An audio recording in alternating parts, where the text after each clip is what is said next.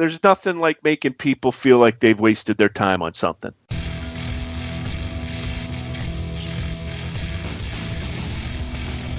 For the second week in a row, we're back. Just as we promised we'd be last week. Andy, my man, it's Star Wars season again. How you doing?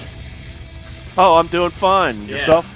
I'm all right. You know, we get the holiday weekend. You know, as being self-employed, that doesn't. I can't celebrate that as much as I used to back in the day. But it's always kind of nice. It's nice to see my buddies get an extra day off on the weekend. You know. Yeah, it's nice. Are you doing anything fun with it? I am not. No. I played 36 holes of golf on Friday, and I'm still recovering from that. I saw you tweet about that. I didn't have you pegged as a golfer. Picking it back up. I used to play a lot about 12, 14 years ago. Yeah. So I'm picking it back up and seeing maybe that'll be something I could carry into retirement with me. There you go. So, being Star Wars, we asked our friend Ernest to come back since he did such a fantastic job just a couple of months ago with the Last Jedi podcast. Ernest, how you doing tonight? I'm doing pretty good. Enjoying the upcoming day off, as you had mentioned, working for the man. Actually don't have to for a day, so that's awesome. There you go. And, of course, we took advantage of this holiday weekend to see the latest Star Wars movie, Solo, A Star Wars Story, as it hit theaters just 5 months after The Last Jedi. It seems like we just had a Star Wars movie, and I don't know. Are you guys getting fatigued with these at all? I am not. Okay. Oh, boy. That's a tough question. You know, I was actually thinking about this a little bit ago. Because sometimes I feel that way with Marvel movies. Like, some of them I could never see again, and I'd be completely fine with it. And I think Star Wars is on the verge of getting to that territory. And it used to be, say, like, the most important franchise in my life. And now it's not. Yeah, you mentioned the Marvel movies there, Ernest. It's kind of funny because we're coming off of what I consider to be one of the greatest Marvel movies ever made. You know, Infinity War just came out. It was under so much scrutiny because it was kind of like this massive event, arguably the biggest movie event in the comic book genre, and it pulled it off. And it's funny because I've been thinking about the comparisons between Marvel and Star Wars. They're both owned by Disney, of course, now. And I'm having a hard time understanding how Marvel is able to pull something like Infinity War off. And it was just so much fun. And it still has that magic to me. And I don't know why Star Wars, these last two movies have just kind of been, I don't know if rudderless is the word, but I just don't, if it's a lack of anticipation or what. I don't know what's going on right now. Yeah, for me, you know, I'm not say like I wouldn't consider myself a Marvel fanboy by any stretch of the imagination. I think I'm a lot less taken with certain movies than most people are. But for my money, I liked almost the entirety of Infinity War and very minimal complaints. And for me to not have complaints about a movie, or at least only a few, that's really doing something. And, you know, 10 years in for them, it is actually amazing what they've been able to do. And as you said with Star Wars, it's almost, I don't want to damn them too much, but it's almost into the territory of DC, where it just feels like they're putting movies out and, you know, some things will match what they need it to be, but it's just kind of like a paint by the numbers almost. Like, here's some, you know, here's something that Star Wars fans will like, and then here's some story.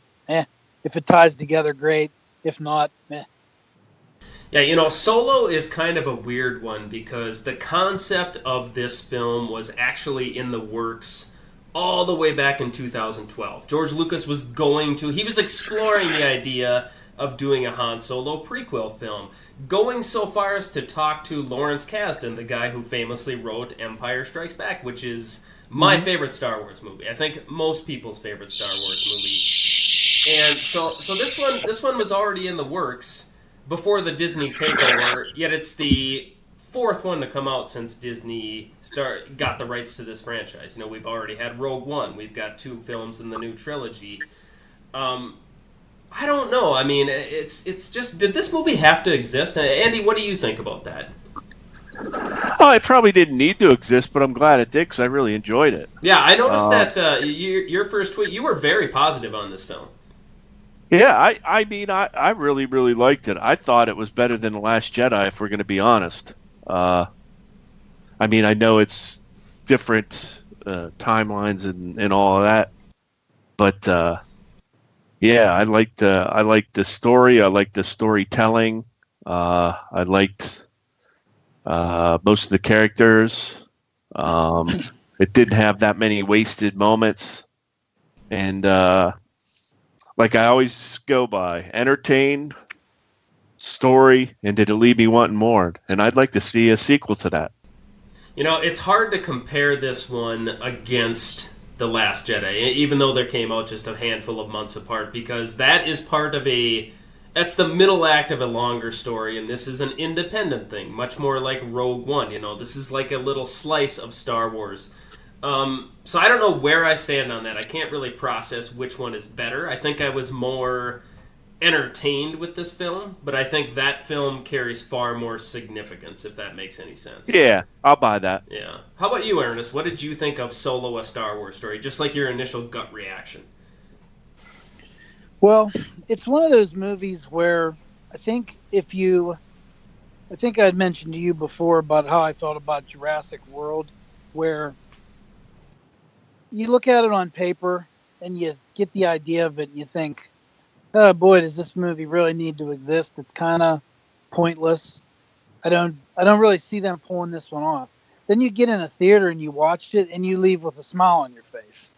Like, for this movie, I don't know that I'm necessarily enthralled with the story of it, but having watched it, I enjoyed it and I left with a smile on my face. Yeah, the comparison that I always keep coming back, and what I've been telling some friends that haven't seen it yet and have asked me what did I think of it, it felt like watching a 2-hour deleted scene on a Blu-ray. It was good though. You know, it was just like I was entertained, but it never felt like it needed to exist. Like, I don't know if this story needed to be told, but I still had fun watching it. Yeah, that's one of the things with these movies. If they're planning on putting out one every year or whatever schedule they end up going into, you know, you're going to get, I think we had joked on the last one about like a Lobot movie. You know, you're kind of going to get into that territory at some point. So the least they could do is make it entertaining. Yeah, I totally agree with that. And, you know, like I said, this one has been in the works for a while, so clearly they were dead set on making it. And, you know, I've seen the word thrown around quite a bit that this is nothing more than a cash grab. Yeah, I mean, I can't argue against that. I just don't know where this almost feels like a puzzle, like we're putting together a Star Wars puzzle, and this one is from a different set, is how it feels to me. It's still pretty to look at, and this film is absolutely gorgeous, and the performances are good. There's a lot of positives in this film. I'm just not sure where it's hard to justify why it was made. What would people prefer, though? You know, like, that gets thrown around a lot. Like, oh, this movie's a cash grab. Or, yeah, like, who's out to make a movie that doesn't make any money? Yeah. Unless you're unless you're a grab. real rich actor that just wants to do an art film for a script that they wrote themselves or something. You know, like a pet project or something. No, I totally agree with that. I think the people, movies are made to make money. I think the people If that they are saying spend that, I think billions of dollars for this franchise, they need to make their money back. Yeah, so. no, and I totally agree with you. I think the angle that people are coming at with that is that why can't it be both? I mean, I don't know that these are going to tread into, like, you know, high art. It's not going to be, you know, Brokeback Mountain in space or something like Citizen that. Kane. Yeah, you know, it's not going to be a movie where you're kind of gonna furrow your brow and think like. And actually, we had a movie like that. The Last Jedi was one of those movies where it wasn't necessarily straightforward, and it wasn't a story that everyone hoped. You know, that certainly the story wise, it didn't fall into the cash grab territory, even though it's part of the episodes. And you know, that movie certainly got a split reaction. So if they can make a movie with somebody that's a popular character and have, like you said, there's not a lot of negatives in the film, they're damned if they do, they're damned if they don't. Oh yeah, yeah. I mean, you're not. The Star Wars fan base is one of the most fickle fan bases of all time, and it's due to all the supplementary material that comes with this. And like, I come from a place where I only watch the movies. I don't watch any of the cartoons. I don't read any of the comic books. I don't read any of the supplemental novels. I don't know what's canon. I don't know what's not canon. All I know is if it's in the movie, it's canon to me. Mm-hmm. And anything outside of that, I don't know. That's why I was surprised when I left there. I go, oh, man, I'm going to go home, and it's going to be a shitstorm of timeline controversy, and it's going to ruin this movie for me. And I didn't see any of that. And I was wandering around, and I stumbled across something that told me why there wasn't that reaction. And I'm sure we'll get into that later. Yeah, but I'm like that, too, where I keep up. Every now and then I'll read, say, like a major plot point from a novel or the cartoons and that kind of thing. But in terms of seeking out, for spending, say, hours of my time on it, I'm only going to watch the movies. Andy, you bring up an excellent point, too. And it's not just the supplemental material that exists right now. I mean, Ernest, I'm sure you read a lot of like books back in the day when there was no Star. The space between Return of the Jedi and Episode 1, they were pumping like the out one where Luke went to the dark side. What that was called. They were pumping out 3-4 novels a year. I mean, there was dozens of novels and comic books and video games and board games and stuff, and we all ate as much as we possibly could at that buffet line, and it was delicious, and we got to continue this continuity in our hearts. And these movies just throw it all out the window, and I think that bothers a lot. And it bothers me sometimes that some of that stuff doesn't exist. But disappointing for sure. So Andy, you're spot on with that. There's nothing like making people feel like they've wasted their time on something. Yeah, and that's going to piss people off from now till the day I die, and many, many, many, many, many years after that. A lot of those stories too, they've become like they're called the legends now. The in-universe, there's your canon, and then there's your legends. And from what I've read online, there's there's no short of like 50 references to legends in this Solo movie, whether it be Lando or Dryden Voss has this crystal skull in his whatever you'd call it, his throne room in that ship. There's all kinds of references to things that were novels of either Han and Chewie or Lando. And it's good to pay homage to that, so that it gives those people a sense of, hey, yeah, I know where these Easter egg things. A lot of people love them.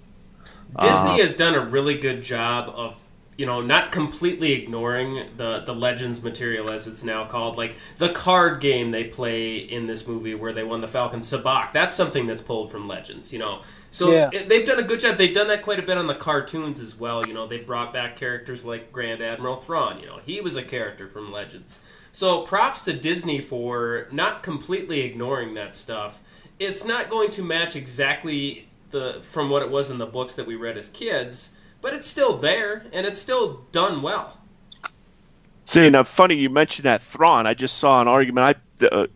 They started a comic book for him, and I bought one of the covers because it was highly sought after, and I sold it. I bought it. Cash grab, Andy. I bought it, and I flipped it for probably about 3 times what I paid for it. But, nice work. And what they were saying about that is now somehow he's in canon now. So now that opens up his possibility to be in one of the movies. So the value of that book's going to keep going up, and I'm probably gonna regret that I sold it for what I did, even though I did make quite a bit of money. So it's because the cartoons are considered canon. Yeah. Which, like you said, I'm never going to watch them unless. If I was sitting here tonight and they were on all night, I'd probably watch them, but I'm not going to go out of my way to find them ever. Yeah, see, that's how I am. If I'm flipping through the channels and all of a sudden they're on, I'll start watching them. But even if they're just on Netflix and I could click 3 buttons to find them, I still I don't know what it is. I won't do that. It's weird. Yeah, and I think that's how the vast majority of people are with the franchise. I don't think, like, if you had a theater full of 200 people, you're probably talking, like, 25% of that have invested time in the cartoons. I think the vast, like, my wife would never, she'd go to see a Star Wars movie, she's not going to watch a Star Wars cartoon. It's just not going to happen. What was the attendance like at each of your screenings? Oh, that's what I wanted to get at when he first said, do you think people have fatigue on these? Mm-hmm. Well, judging by the 10 o'clock screening I saw it Thursday. I know on the last podcast I said I was done going on Thursdays. Well, that lasted, a week? Well, not even a week, because I went on the Thursday for this. You were already locked in, though, weren't you? You were going with your boss? Yeah, with my boss. So it was 10 o'clock, and the crowd was sparse. And it reminded me a lot of when I went and saw Justice League after Batman versus Superman. Mm-hmm. That I'm wondering if so many people were just so disgruntled with The Last Jedi that they said that they weren't even going to go. But I think this one will rebound because of word of mouth, because it was good. Yeah. So I think, people that saw it on Thursday are going to tell everyone, stop your whining and go see it. It's good. My theater, you're going to see a bounce back. Yeah. My theater was about 80% full, but it was a very small screen. There was probably 30 seats total. But, I mean, there was maybe 4 or 5 empty seats. It was pretty full. How about you? Mine was pretty empty. It was a 7 o'clock showing Thursday night, but it was, say, like a corporate kind of deal. A friend of a friend, he gets these tickets for early screenings that a nationwide company puts on. And the crowd was a little bit sparse, but part of that might have been because, for example, the guy that got us the tickets couldn't make it because the area of town that he was coming from was completely isolated from the theater because there was a bunch of coal barges that had broke loose, and one of them dumped a bunch of coal in the river, and another hit a bridge. So 2 or 3 bridges, like all around where the theater is, were closed, and it created like absolute havoc on traffic. So they think they lost at least 30 or 40% of the crowd because of that. Oh. Yeah, and the place I saw it was a 9 cinema plex, and I think two of the theaters were showing Solo at 7 and 10. Mm-hmm. So I don't know how crowded the other viewing was at that time. I took a look because with the guy that got us the tickets being in doubt to make it, we didn't know if he was going to be able to blow in a call to who actually had the tickets to get us in. So being there already, I thought, let me look at the other screenings. And there were tickets that were available for all of them. And they might not have been readily available, but you could buy them right off the website at 7:15. Yeah. Well, the box office estimate, which is 4 days because of the holidays, at 101 million domestically, but just 65 million overseas.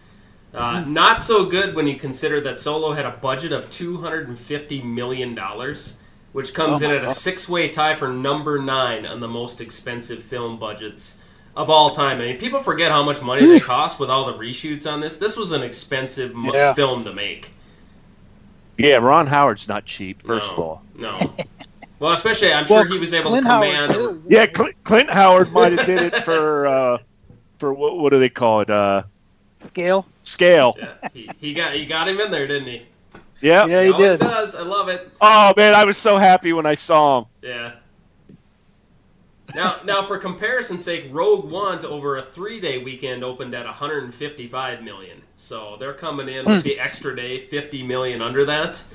I don't know what the deal is. Now, I have seen online that some of the hardcore people are calling for a ban because they're still pissed, like Andy just alluded to about The Last Jedi. Yeah, so, see, I think a lot of it has to do with that. Yeah, and I think... There's not even a woman saving the day in this one. What can people be mad about? So, I mean, I don't know. I think Andy might be onto something there. I think word is going to get out. And let's face it, I mean, us hardcore Star Wars nerds are not going to be able to stay away for very long. Like, you might be able to avoid, you might be able to participate in the ban for the opening weekend, but they're eventually going to see the movie. I think Andy's right. It's going to pick up in the second week.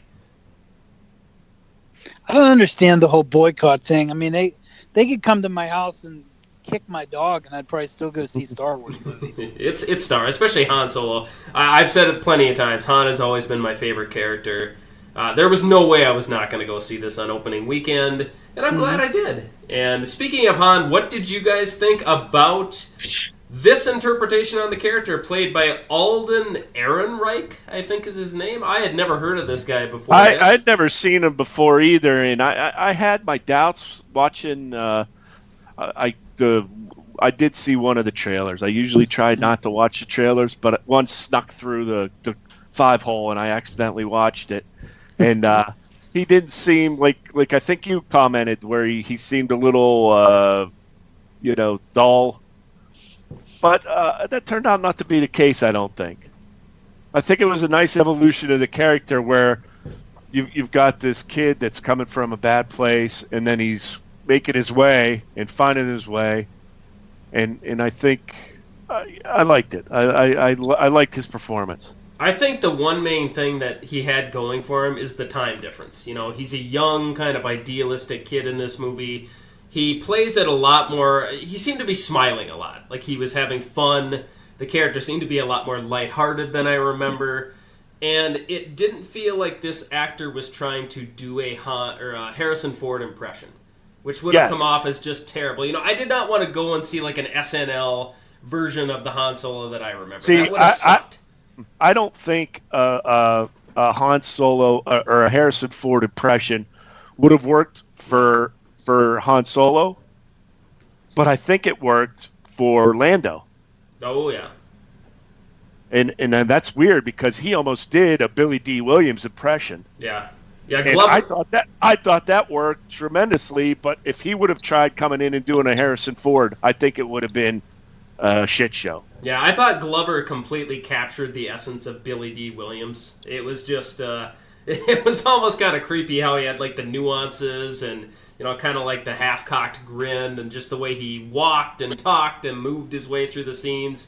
Ernest, what did you think about these two actors in this performance? As for, what's his name again? Alden? I think it's Alden Reich. I'm not sure, though. Yeah.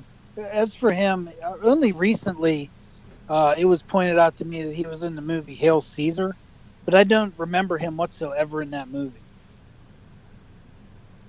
So I have seen him before, but he wasn't very memorable to me, at least. Maybe if I watch it again, I'd go, oh, yeah, that's him, and he has this role. But, you know, just not having the name recognition, I don't really recall what he did in that movie. In this movie, you know, I tried to avoid spoilers for this one, and I did a pretty good job of it. But I always get sucked into production notes and stories and articles, and especially with this one, whenever it went into the whole replacement of the two directors thing, that always tickles my fancy, and I really start reading a lot about that. And they had said that at one point, you know, they were happy with his look and they were happy with his work ethic, but he, you know, according to this article, he wasn't able to act, and they had an acting coach come in, like, to kind of nudge him along. And that just blows my mind that you'd get to that point with anybody picked for a major studio's, you know, huge release like that. Yeah. Maybe that's why they replaced the directors in the first place. Yeah, I think it was them that brought the acting coach in, so I don't know if that really sat well with that guy, and obviously I don't think it would. But I don't know if that had anything to do with it or not. But I'm pretty sure Lord and Miller were the ones that brought that acting coach in. At any rate, I thought his performance was pretty good. I didn't find it not believable. I tried my best not to think like, oh, what would Harrison Ford do in this situation, or how would his face look? I just kind of left it to his interpretation of it, and I came away pretty happy with it. As for Donald Glover, I thought he did a really good job. One thing I did notice in it was, and this could be wrong in just my opinion, but to me, I thought there were some times where I felt his portrayal within even certain scenes was different. Say if you were approaching one set of dialogue as is Persona A, and then the next in the same scene is Persona B. Like, say if you did it one way and then did it another way, that's kind of what it seemed like to me in certain ones. And I don't know what percentage of that would be attributed to the director's switch. There's been a lot of talk of Ron Howard redoing, say, like 70% of the movie, and I just wonder if It could have been reshoot issue. yeah, if he lost, if he just lost the character in a reshoot, or if it was, Lord and Miller had him going one way with it, and then Ron Howard. Wow, do it. I didn't pick up on that, but that's definitely something I'm going to look forward to at least trying to find out. I don't think either of it's bad. Yeah, I just think it's a little bit inconsistent, but I think both of his versions are pretty good. Yeah, I didn't pick up on that either, but that's a very interesting concept. I'm seeing it again with my daughter tomorrow, so I'm going to keep an eye out for that specifically, because you're dealing with Lord and Miller, who are very comedy-driven. Now, what have they done? They did the Lego stuff. They did the Lego movie.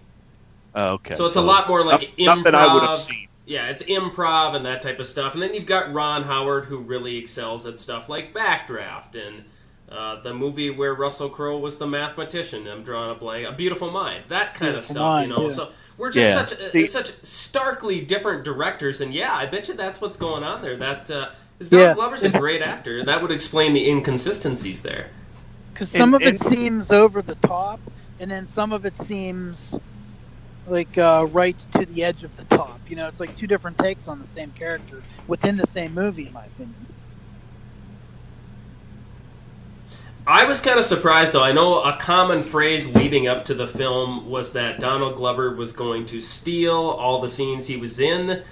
I thought Aaron Reich held his own when he was on screen with him. I thought Glover was great, but I didn't feel like I ever walked out of a scene being like he dominated that scene. There was good balance between the two actors. The two actors had great chemistry. Oh, they did, yes. And I don't think anybody can steal a scene that Chewbacca's in. So. It was good to see Chewie on screen again, no matter what they did with him. What did you guys think about the meeting of Han and Chewie? Was that, Ernest, I know you're a bigger fan than Andy is on this, so I'll ask you first. Is that the introduction that these two characters that you always imagined? It is not, but I loved it. When they said throw him in with the Beast, I thought, oh no, are we going to get on some kind of like Rancor monster trip or something? And then for whatever reason, it just like blew my mind that it's Muddy Chewbacca, and he's this angry beast that's tied up to a thing, and through luck of writing, Han is able to speak his language, and saves them both, and on the adventures they go from there. So I thought it was pretty cool, even though it wasn't necessarily what I had envisioned. I thought it was really. Really interesting how they did that. I liked it. I thought everything about that sequence, that chunk of the film, from the moment where they cut away, he's at Pilot Academy, and then they cut away to this war zone and stuff. I think everything from that moment up to the completion of that first heist was really, really well done. Like the music was good, the acting was good, the plot moved really, really fast.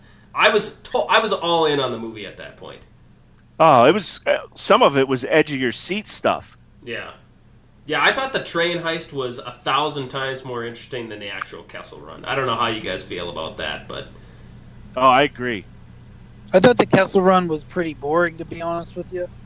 And back to Han and Chewie real quick, though. I really, in my wildest dreams, I never envisioned that I would have a Han Solo shower scene in a movie.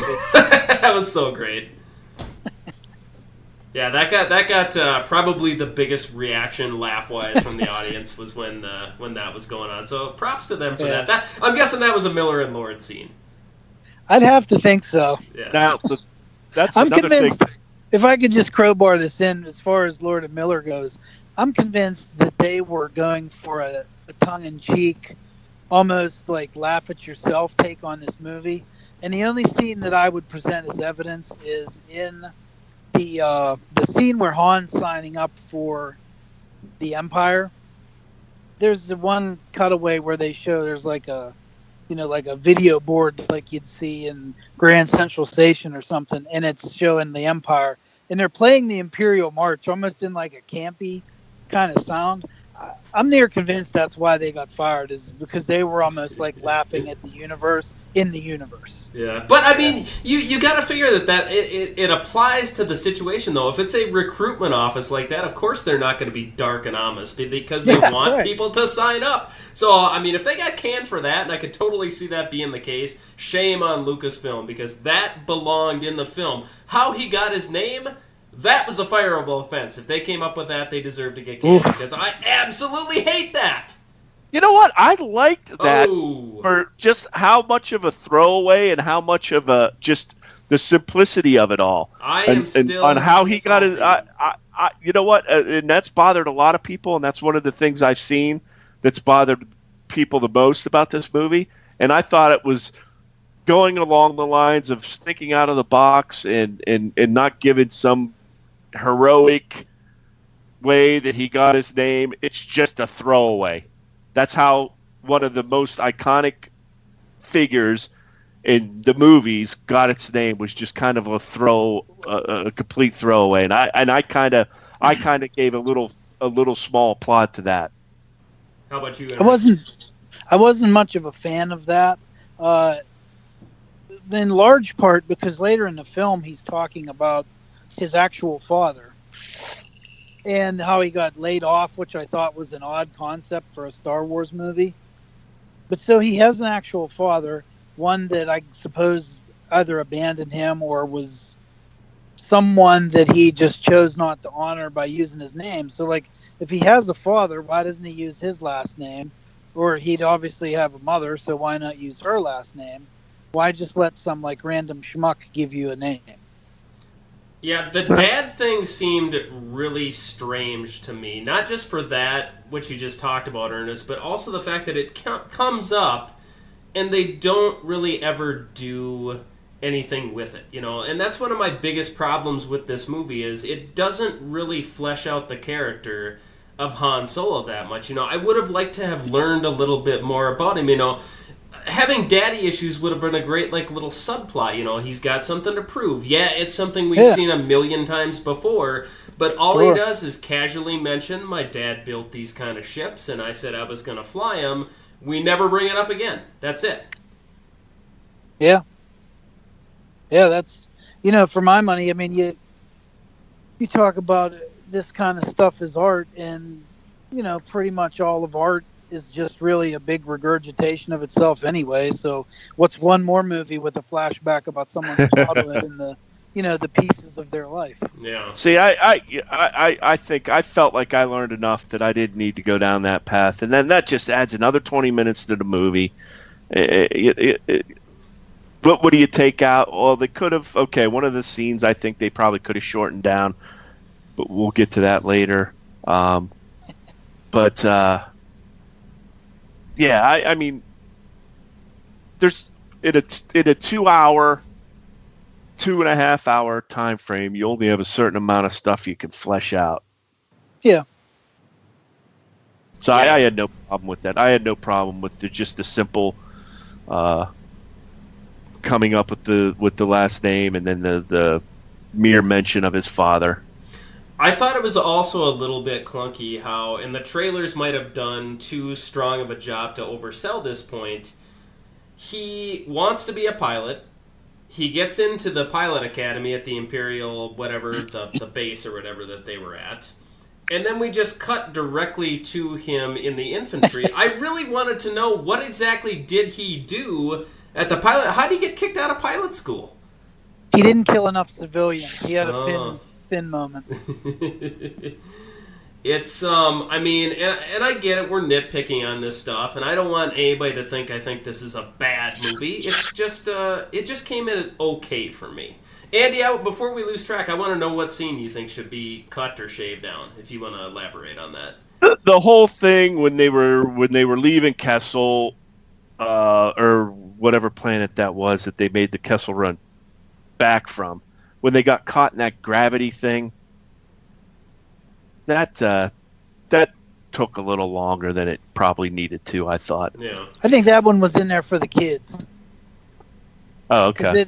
You know, like, I didn't think much of that scene, but I'm pretty sure that's in there for the kids. I think that'd be the only reason it's in there. You're talking like the scene with the monster and stuff? Mm-hmm. Yeah. Yeah. Yeah, I mean, I certainly wouldn't have cut that, but it could have been shaved down. And I definitely think the final act, you could have cut a 20, 25 minutes out of that.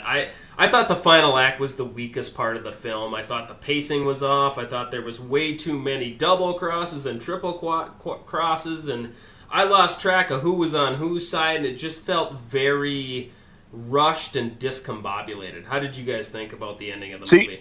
See, I like that because it's, you're dealing with a cast of characters here that's what they're doing. They're double crossing each other. They're out to save their own skin, and I like the kind of like turn of events that happen there at the end where it's like, oh wait, but that's just me. Ernest, how about you? What do you think about the ending of the movie?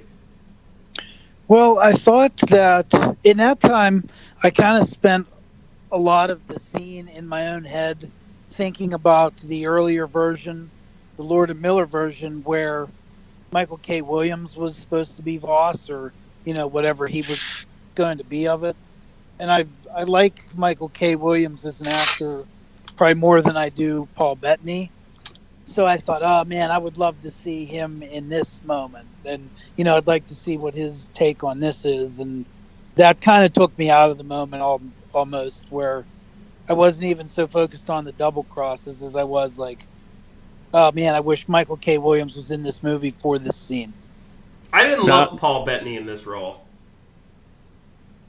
Yeah, I didn't. I thought that was. It's pretty nondescript, really. Yeah. Now, when he was getting angry, was the lines on his face getting more pronounced, or was it just optical illusion? Okay. Yeah, he had something going on with the veins or something that I don't know. That was never explained, but the movie was long enough already. I didn't need an explanation for that, but he was fine, but just nondescript. I couldn't even remember his name until you brought him up just now. But part of my problem with that too is when they swapped out, Michael K. Williams for him. They had to. That's one of the scenes that absolutely 100% is reshot because obviously Michael K. Williams is not there. So I don't know if you've seen the pictures of that room that they're in. There was a darker version. I don't mean in tone, but like there's almost like a dark room that was with Michael K. Williams, and you can see the Mandalorian equipment in it, and you can't really see too much of the other stuff, but it's almost in like display cases. And there's like a stuffed Ewok in one of them, and I just thought that would have been so cool. I just realized I just Googled him. He was Omar on The Wire? Yes. And they cut him from the movie? It wasn't the fact. It was whenever Ron Howard took over and he decided he needed to reshoot the vast majority of the film. I heard an interview with Michael K. Williams where he talked about this. He said that they came to him and said, hey, we like your performance. We need you from X date to X date because we need to redo a large part of this. He was already committed to another project in like South America or something. Damn it. So he could not be there for it. So they were forced to recast him. I would have loved seeing Omar in that role. Absolutely. That I would have been fired up for. Because, Paul Bettany's fine. Love him as Vision. But in this, I didn't buy him as a bad guy. It's just, I don't know. I totally could have seen Williams pull that off. He should have been one of the Galactic Senators in the prequels. He would fit that. He's too fancy. Yeah. Yes. It was like watching a nice guy cosplay as a bad guy. Instead of Jar Jar selling out the Republic, it should have been him. There you go. There you go. Well, while we're talking about the ending, we have to discuss the big cameo, and I'm curious, both of you two, because neither one of you two watched the cartoons, right? No, I don't. This must have been a bit confusing for you, given the timeline that Darth Maul suddenly shows up decades after he got chopped in half by Obi-Wan Kenobi in the power plant on Naboo. What'd you guys think about that? Well, I was like, as soon as we got outside, me and my boss both said, "Man, they're gonna kill this movie over that," because we had no idea that he was resurrected in the cartoon. So we thought, "Oh man, all the Star Wars fanboys are going to come out and just crush this timeline and this and that. And we were trying to figure out, well, how old would he have been? How old, how much older, we were like all trying to make it kind of make sense. But we had no idea that he was resurrected already, and it was moot. So I did a lot of worrying about that for nothing, apparently. Ernest, what did you think about Maul popping up? This is one of the things that I actually did know from the cartoons. I was aware of it from, I don't know why, but occasionally I'll just go on these jags where I'm looking up random Star Wars things, and it'll, lead you down a rabbit hole. So I was familiar with the fact that he kind of meets his fate on Tatooine by Obi-Wan. Okay, so the unfortunate part for me, though, is I was going to go into the movie without knowing that he was going to be in it.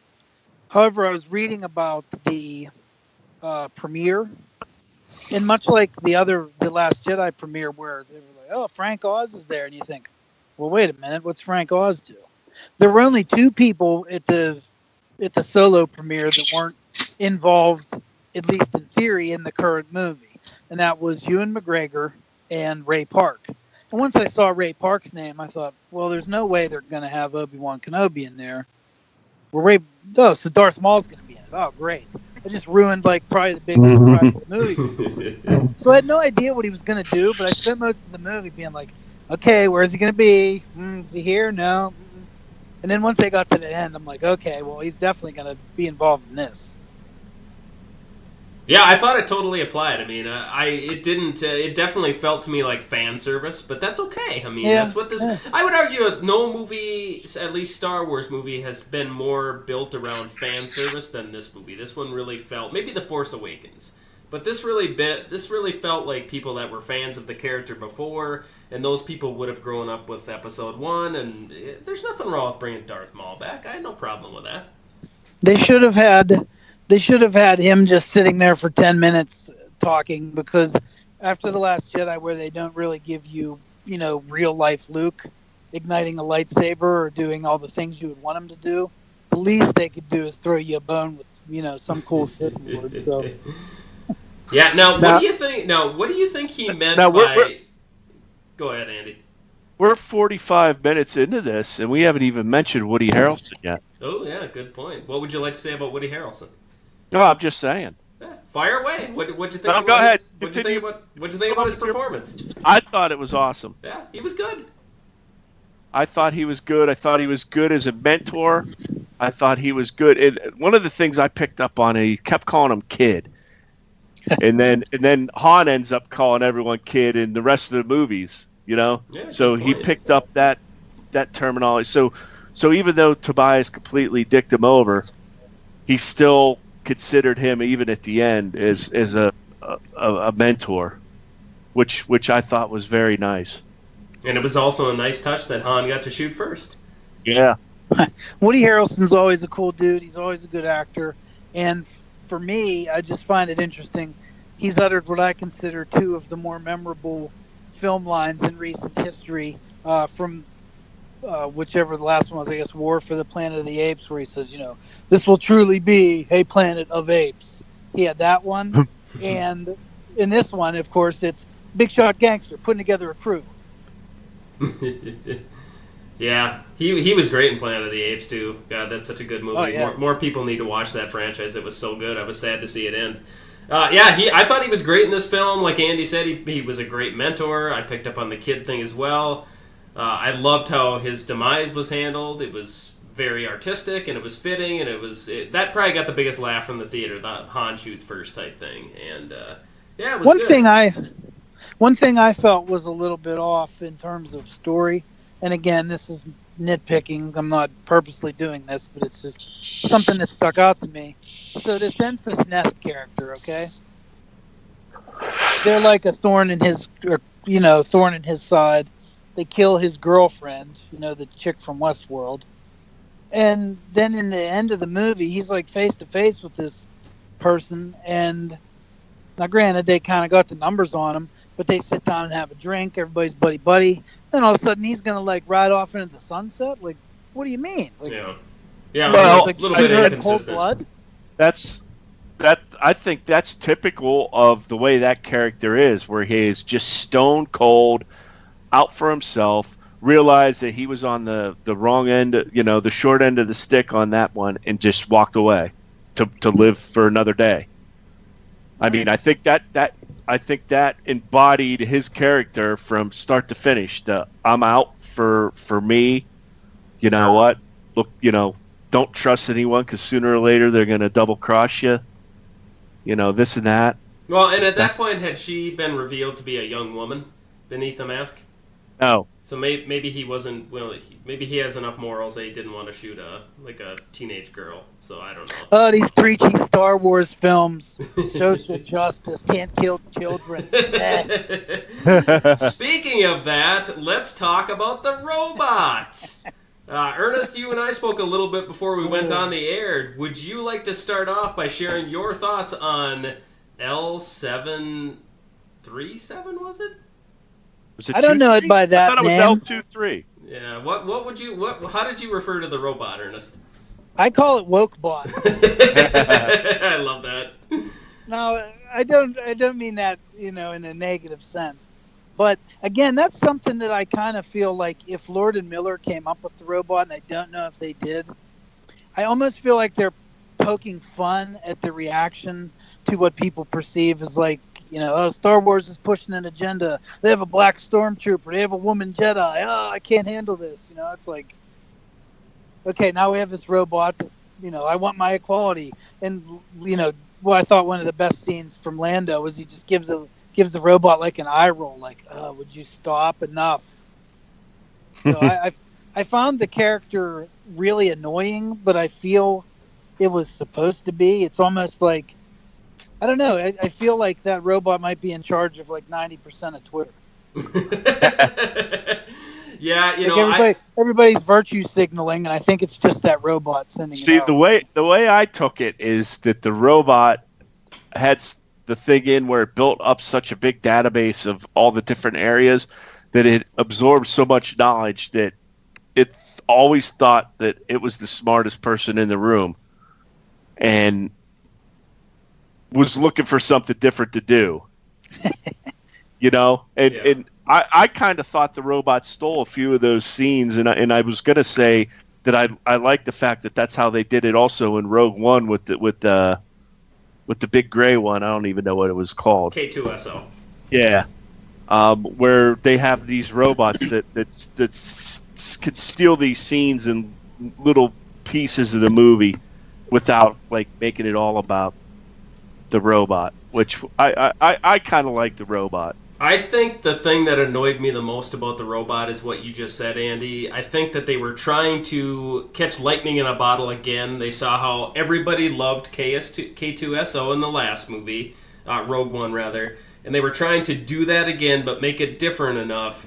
I thought some of the stuff with the robot was really weird, like the girl talk scene where she's talking about Lando having a crush on her. And then when I thought that was funny. Then when she dies, Lando is just like really broken up, and I was just like, what? Why is he so attached to this robot? It's just the robot thing was really weird to me. That's how Luke kind of reacted with CP3O. So it's not like we haven't seen something like that before. I thought everything with the robot was weird. Did you guys see the quote out of Donald Glover this week about playing Lando? No. Okay, he believes... I don't know who asked him or how this even came up, but he plays Lando as a pansexual in that he believes Lando would have sex with anything because in space there's so many options. So it could be this blob, it could be a man, it could be a woman, it could be a droid. It seems like he has the ability to be attracted to anything or anyone. So what you're saying is the robot was right. He did have a crush on her. I think so. All right. Yeah, so I mean that it was a different take, but like I said, that's what bothered me. It felt like they were trying to copy what they did in Rogue One, but it's all right. But yeah. Hey, you got to think about toys. Oh yes. And that's what these movies have. Let's not forget what what the Those end. cash grab toys. And Hey. we love these movies, but let's face it, from the very beginning, Lucas made sure he had the rights to the merchandise. These have always been about selling action figures. What a genius that guy Oh was. my god, he's one of the smartest marketers ever. The people at 20th Century Fox must have Him and thought Gene he was a Simmons. buffoon. Oh yeah, Gene Simmons too. Good comparison, Andy. So I don't know. I mean, like I said earlier on, I didn't. This isn't a bad movie. I feel like I've been too harsh on it on social media. Friends have asked me what I thought. I've kind of been down on it, but I mean, it wasn't bad. It just kind of exists. You know, it's mediocre. It was good, but I also had very low expectations going in. It met them. You know what? I think this is going to be a movie where the more I watch it, the better it's going to get. Whereas I don't want to watch The Last Jedi anymore because I don't think... I think the more I watch The Last Jedi, the worse I'm going to think of it. So I'm going to stick at 3 viewings on Last Jedi and say, okay, it just didn't do it for me. It did it for other people. It didn't do it for me. I'm going to move on from it and wait for the next one. I feel like if I watch Last Jedi too many times, I'm going to hate the film. Yeah. I don't want to see it again.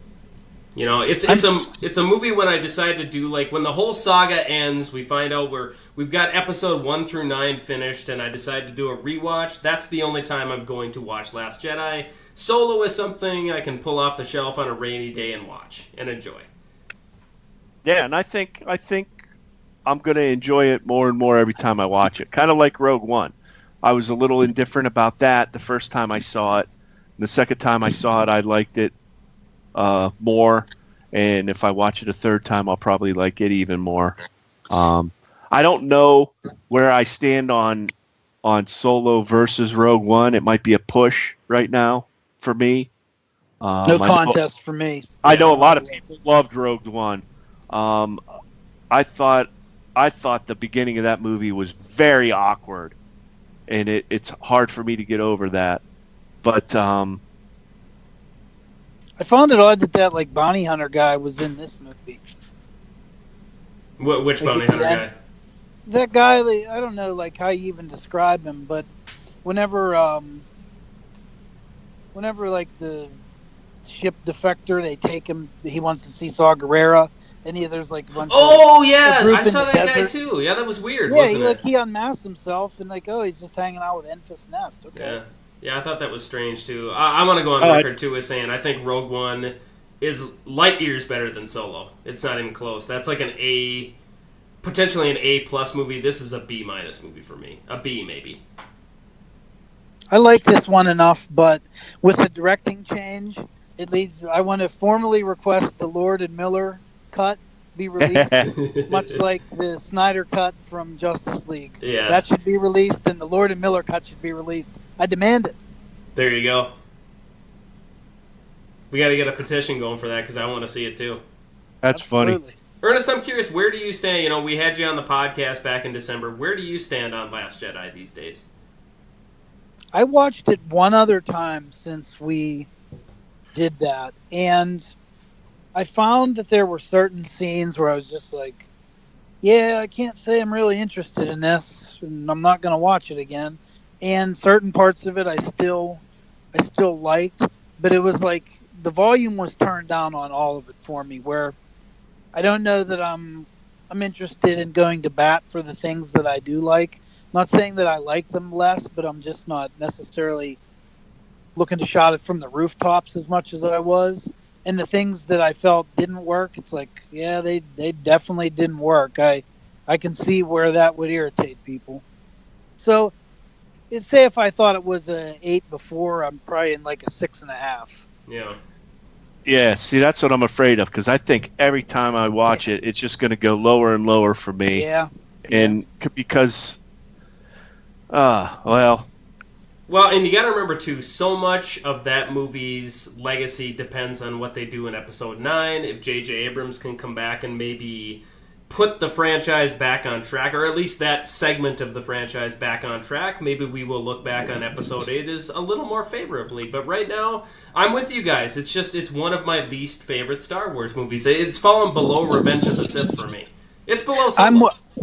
I'm willing to give them a free idea they can have episode 9 start, and everything that happened in episode 8, Rey could wake up and it could be her dream, and she's sleeping outside of Luke's hut there on whatever that Love planet it. is. Love it. And then they can really What start the about- hardcore Jedi training. A Patrick Duffy.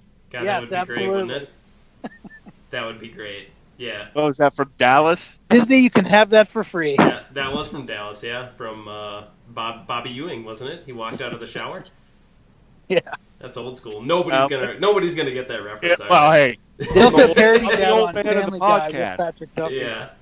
So, I mean, I don't know. So, what do you guys think? Like, what is the state of Star Wars right now? I know a lot of people have been unleashing venom online. People never do that online, I know that.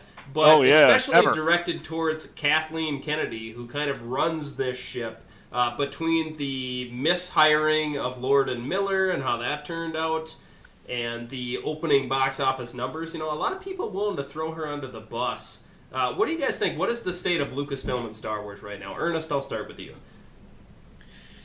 As of right now, like if you had to say 0 pointing up, sideways, or down, I'd say it's probably pointing sideways. You know, The Last Jedi was a very controversial movie. This movie seems to be getting a tepid response. Maybe next week it'll hold firm like we've talked about because of word of mouth. But it's almost as if this franchise right now is kind of like stuck in the mud, you know? Yeah. And we talked earlier about Marvel, and you know, a lot of people were like ranking their favorite Marvel films, and I know I joked with you, Ryan, about how you had, I think it was Iron Man 2 might have been like your next to last Yeah. movie, and I actually really like that movie. But like for giggles, I made my own list to myself, and I thought like if people saw this, they would instantly discredit any opinion I have about anything. But it's just like, it's honestly just how I feel, you know? Like, Yeah. I don't particularly like, say, like the last Thor movie. I thought that was kind of so-so. And a lot of people love it. So I'm probably the one that's wrong. I just wasn't a big fan of it. But I was a big fan of Black Panther, and I was a big fan of Spider-Man Homecoming. So it's like, I can't so say was that I. I can't say that I think that that whole entirety franchise is on the wrong path, because you know Black Panther and Spider-Man will be such a huge part of the future. It's like I know that they're going to make a lot of great entertainment, and they've sustained that for 10 years. And you know, right now Star Wars, maybe it's in like a rebirth, growing pains phase where they don't necessarily know what the end goal is. And if I could harken back to one thing I did mention on the Last Jedi episode, it's that I think when they lay out the blueprint for the Rian Johnson trilogy, they're going to be like intensely positive with that, because they're going to have their direction and they can go in it. They don't have to. Not that I don't think they have a direction for all these films as it is, but it seems a lot less looser than it should be. And I think that's really where they're like hurting. I will say this about Iron Man 2, Ernest. I watched it last weekend. It's not a bad movie. I mean, I put it towards the bottom of my list. But the thing about the Marvel films is, I think there's, for me, the clear-cut winner is Winter Soldier, and the clear-cut loser is Thor: Dark World. But I think anything in between that list is very flexible. I think The Incredible Hulk is a good movie, and I get my ass kicked online for that opinion. Mm-hmm. See, the one thing Ernest mentioned about the latest Thor that everyone liked, I liked it, but it was basically a cookie cutter of Guardians of the Galaxy, as I mentioned in our podcast. It's true. It just seemed to me like it was almost like on the level of like Smokey and the Bandit in space. And not that that's a bad Well, thing. and that's But, kind of like pretend it's like groundbreaking, just like irritated. No, and that's one of my favorite Marvel movies, but I understand where you're coming from there, guys. I understand where you would interpret that, and the Smokey and the Bandit references, that's pretty damn perfect, to be honest. Buford T. Justice. So, I mean... Yeah. Now, I would say the arrow is 25% angle, or 25-degree angle up. And I say that because it's Star Wars. Every one of these movies are going to make money. If you have a $250 million budget, you're going to make money. If they have one or two more missteps and people stop going to them, then you're in trouble. But right now, I think the trajectory is still leaning upwards. Well, and the problem for Star Wars right now is, and I tend to agree more with Ernest, I think it's going sideways at the moment. I don't think this film is good enough to pull it kind of out of the nosedive that Last Jedi put it in. Maybe nosedive is too sharp of a word, but it definitely sloped downward, I think, after that film. The problem they have right now is there is no new Star Wars movie coming until December 2009 or 2019, or is it the spring of 2019? December. Okay, so they've got over a year of waiting now before they can kind of get the opportunity to show off their wares again. That's a long time for this franchise to kind of grow stagnant. Well, and it's a long time for people to get hungry for another Star Wars movie. Good point. And I think we've said before that it's better for these movies to not come out so often to leave the audience get hungry a little bit. So, Andy, +1 to you for that. That's a great point. I think they need to have a announcement for the next Star Wars story movie. In whatever direction they take it in, it needs to really get people excited. Now, that was announced this week, too. I don't know if it's going to be the next one or not, but James Mangold, the man who wrote and directed Logan, an outstanding film, one of my favorite movies of 2017, will be doing a Boba Fett movie. Now, how do you guys feel about that? Does the performance of what we saw in Solo affect how you feel about that, or are you not excited about Boba Fett in the first place? No, I always liked Boba Fett, and I'll go see it. Listen, you put Star Wars in front of it, I'm going to go see it. That's the bottom line. I grew up on it. That's just the way it's going to be for me. I'm not going to boycott anything. I'm not going to get too upset if one of them doesn't come up really great in my expectations, because it's all going to be course corrected, and some might be better than others, and whatever. I'm a Star Wars fan, and I'm going to go see the movies. Ernest, how do you feel about Boba Fett?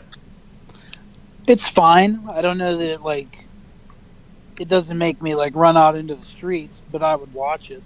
But I'm very interested on what the next one will be. I'm sure that one's, say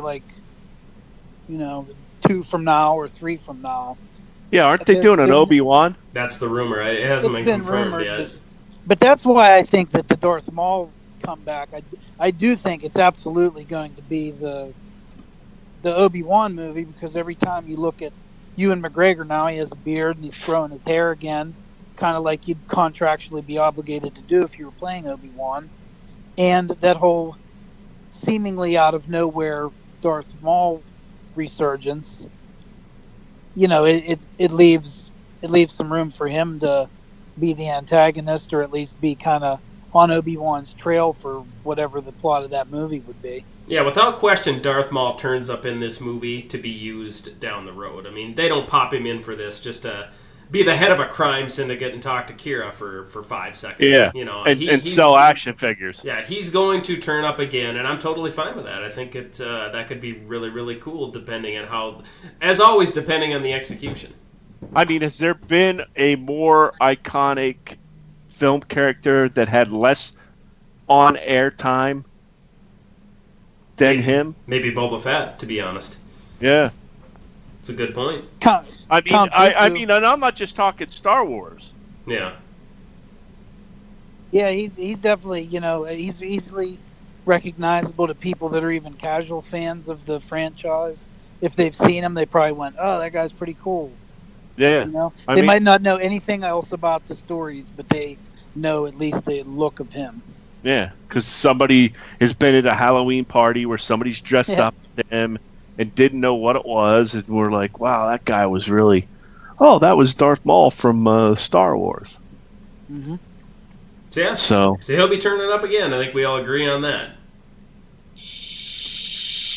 So, in closing here, what do you guys, I would say that it's fair to say with the way the film ended that they're setting up at least the possibility of Han Solo sequels. Andy, I know you mentioned earlier on that you were on board for that. Ernest, how do you feel? Would you watch more of these type of movies with Donald Glover coming back and Alden Ehrenreich, I know I'm probably butchering his name, in the titular role? I mean, would you guys be up for that? Well, as Woody Harrelson said, big shot gangster putting together a crew.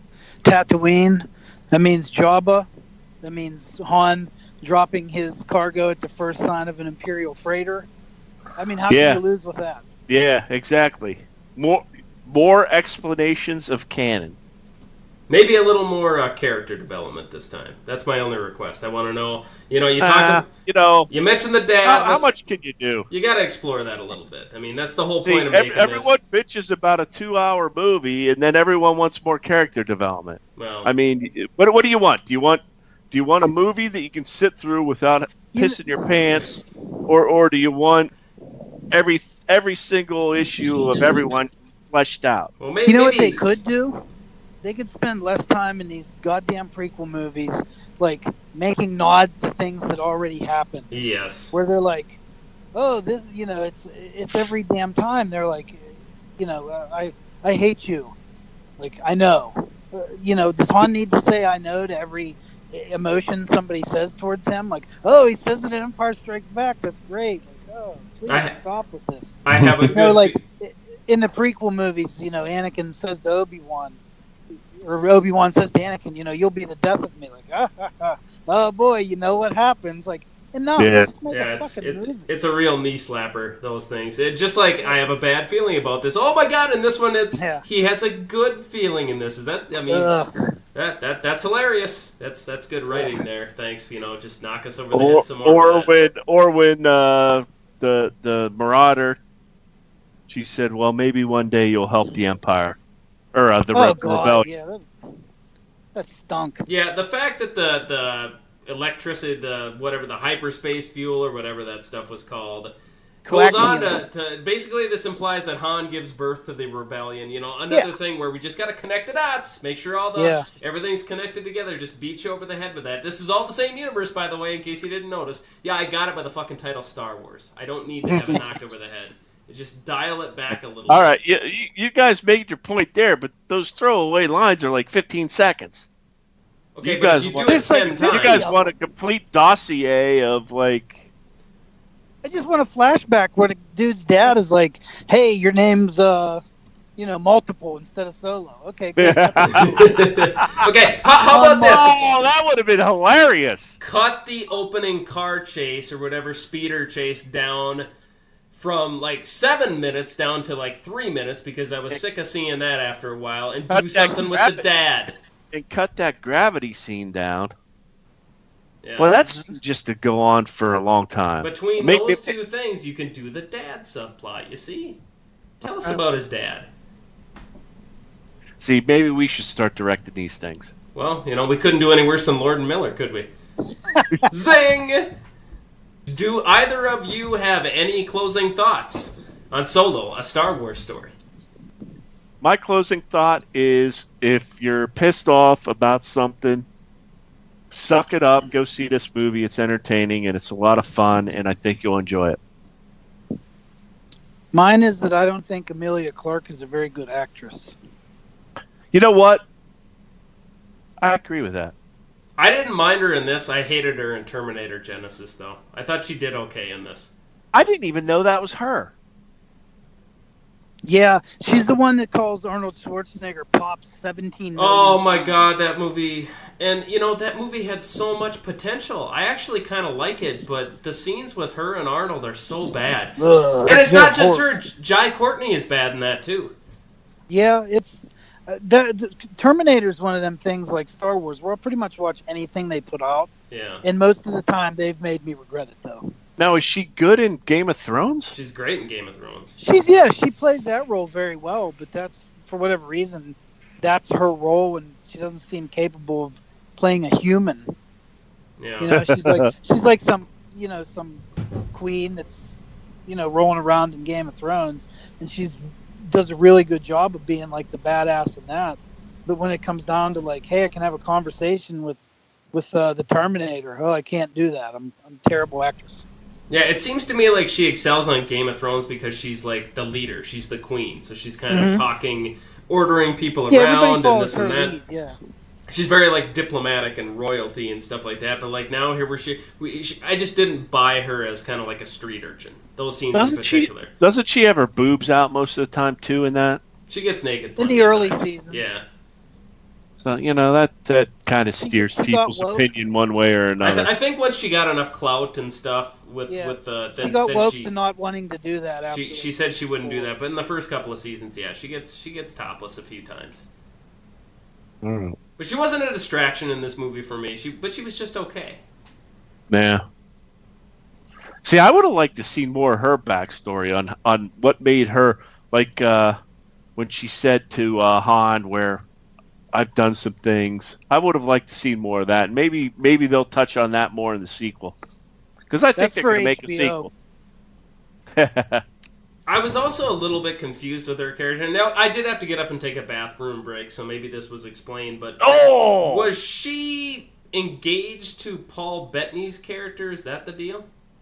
Is that what the tattoo was for? She seems to be like a possession of, but okay. He cares for her a lot. It's kind of one of them creepy deals. Yeah. But Wokebot definitely would not approve of it. Yeah, I think she was definitely under his realm. I think it might have been like a Saudi oil man kind of situation. Okay. Well, that explains that. Well, I don't know. Okay, let's do letter grades and we'll sign off. Ernest, what would you score on a A, B, C, D, E kind of thing? What would you give this movie? Oh, man. I'll give it a solid B just because, like I said, I walked out of it enjoying it. I hyper nitpick these things, but I wouldn't say that it's bad. How about you, Andy? I'm going to give it a B plus A minus. It had some problems, but it was overall enjoyable, and I really liked it. I'm going to go with Ernest. I'm going to give it a B as well, potential B minus. Like I said, I'm going to go see it again tomorrow, so I'm kind of hoping maybe I fall a little bit more in love with it because Han is my guy, and it was good. I had a good time. It's not, it didn't blow me away. Let's just say that. It met my expectations, which were restrained this time. I wasn't going to get my hopes up like Last Jedi. So I don't know, Andy, what do we have up next? What's the next? Ant-Man, I suppose, huh? Yeah, isn't that... Wait, isn't there something in June? I thought Ant-Man was in June.